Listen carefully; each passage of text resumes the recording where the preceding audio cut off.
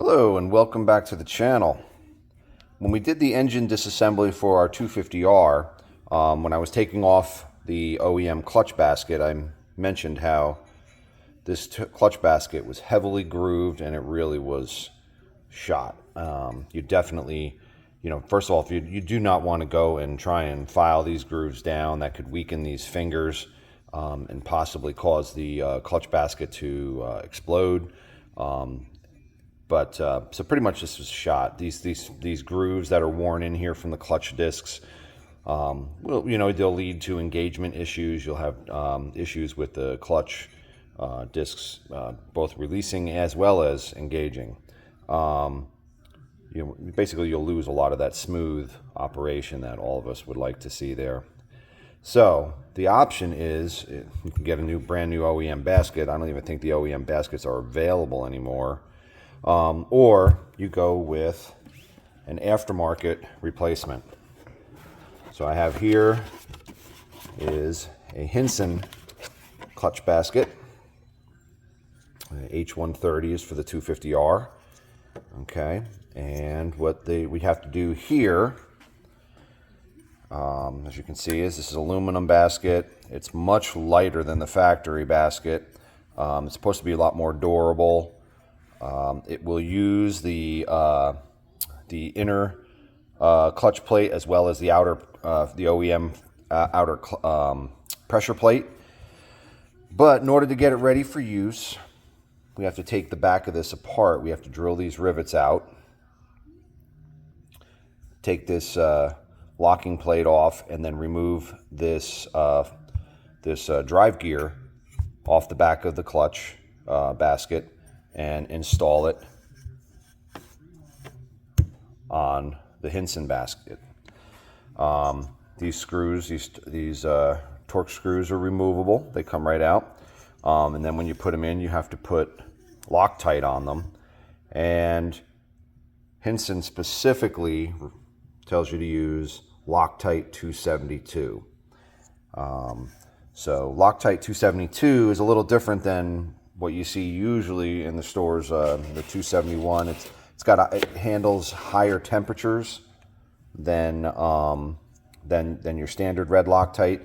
I'm assuming your clutch basket is likely to get pretty hot if you're getting on it. So in our box here with the clutch basket, they send you a Torx bit for the screws and instructions.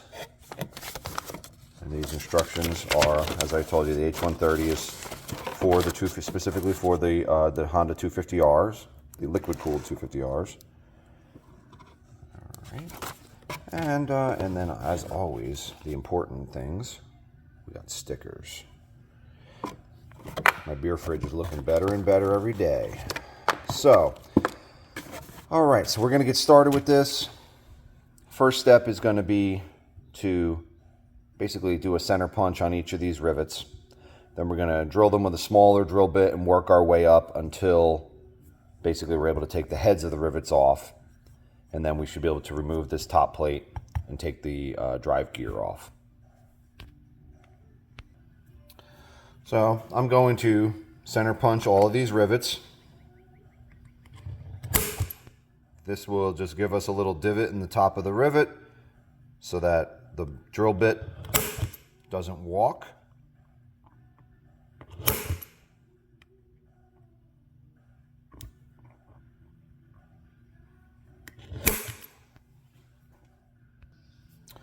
Okay, got all of those punched. So now we're going to go ahead and get some drill bits so we can start drilling those out. Okay, so now we're just gonna basically just got to get through the top of this head, because really you're not drilling the rivet out all the way. You're just drilling it deep enough that the head of the rivet will come off, because then we'll punch them out.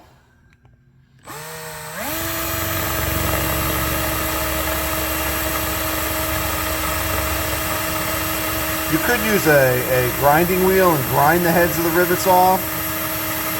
I just think that using the drill bit's just a lot cleaner. Okay, once I've got those started, I'm going to go ahead and I'm just going to start stepping up in drill bit sizes until the rivet heads come off. And once you step up, what'll happen is the heads will start to come right off.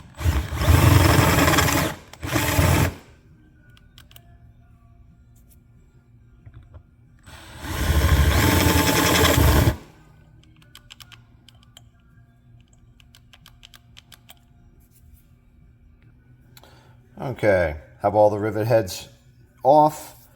Going to go ahead and clean up the debris here, and then we should be able to go ahead and with a punch hit these rivets and get this plate off to get the drive gear off. Okay, then we're going to use a punch these rivets. And, oh, okay. All we had to do is get this plate to come loose, make sure it's free. We take this backing plate off. You will not be using that.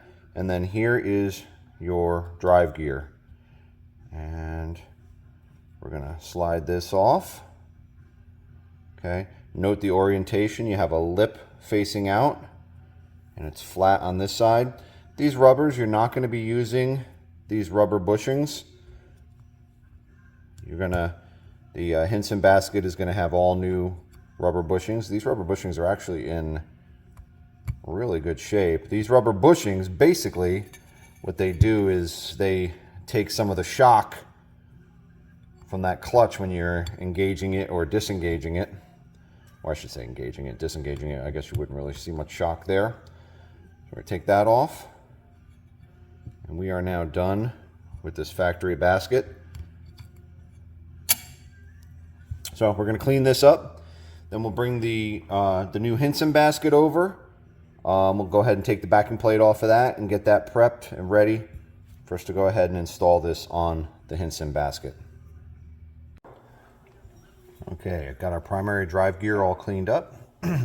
Next step is we're going to remove all these screws.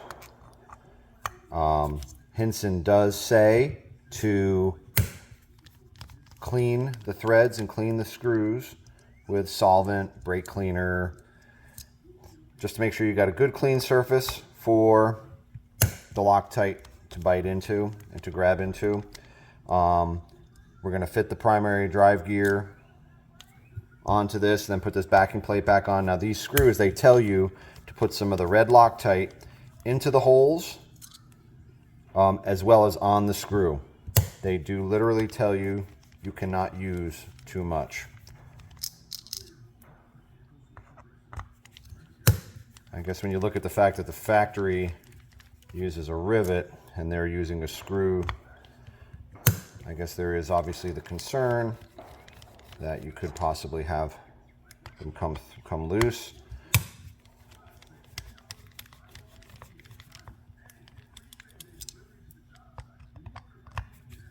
And now our last one.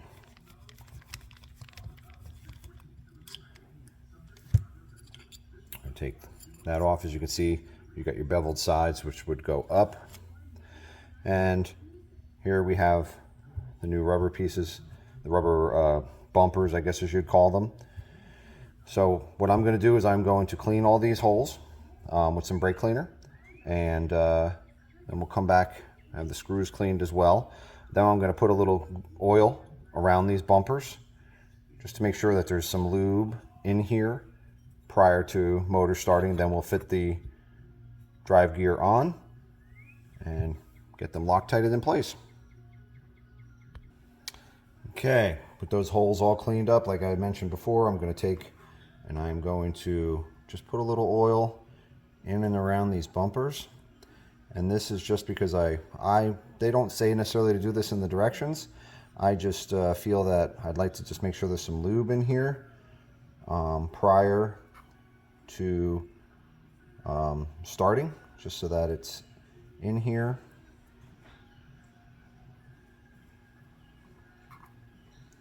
I guess, you know, to do this, I mean, you have to use your oil of choice. For me, I have Royal Purple here. You know, a lot of guys like AMSOIL. I've always had good luck with Royal Purple. I like their 2-stroke oil as well. Some people might disagree, but I think that's something that's a huge matter of opinion for most everyone.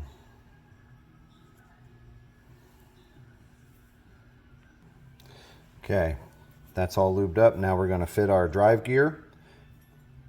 We have the lipped side facing up, flat edge going down, and that should drop right on there. Perfect. Then we're going to take our backing plate.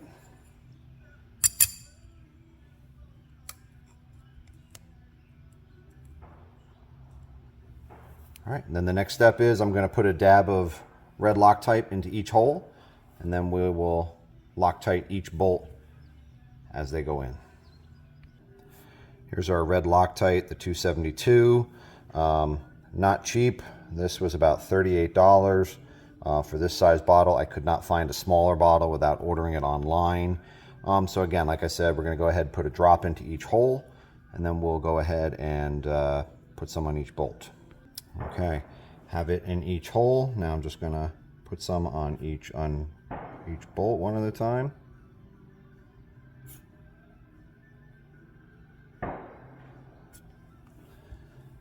And we'll go ahead and thread those in.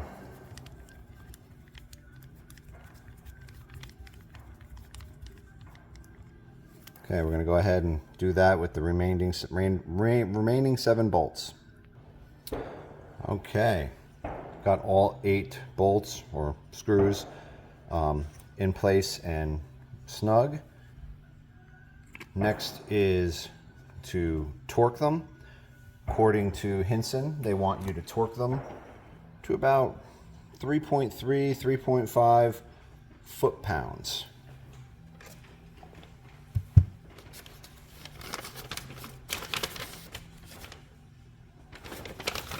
Double check that one as well. So it is foot-pounds. So we're going to go ahead.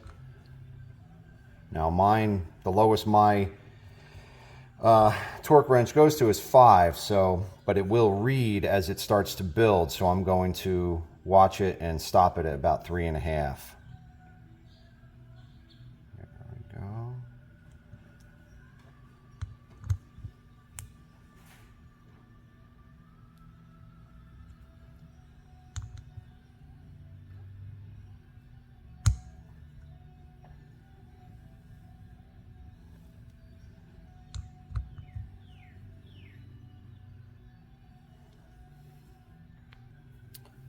All right, all the bolts, screws are torqued.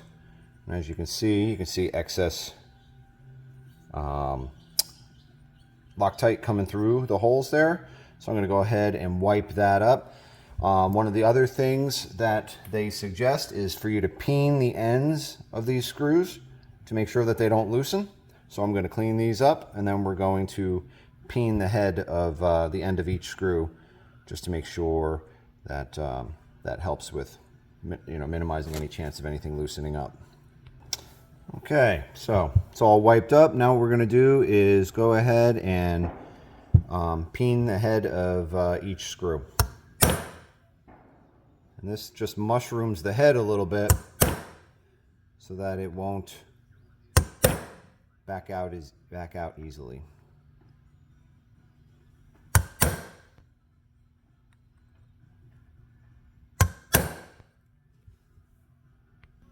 All right, and we have all of those peened over.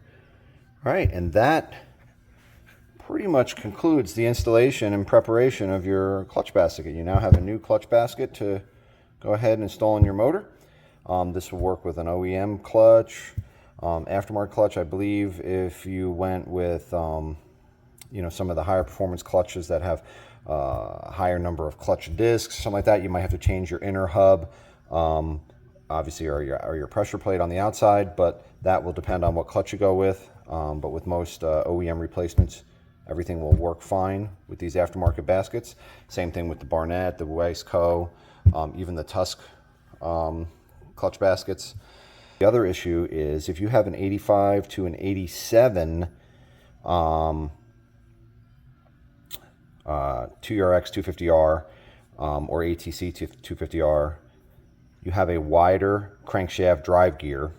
Okay, now I guess this is only with Hinson, because from what I've read, BARNETT, WISECO, all have clearance on built into the basket for this gear.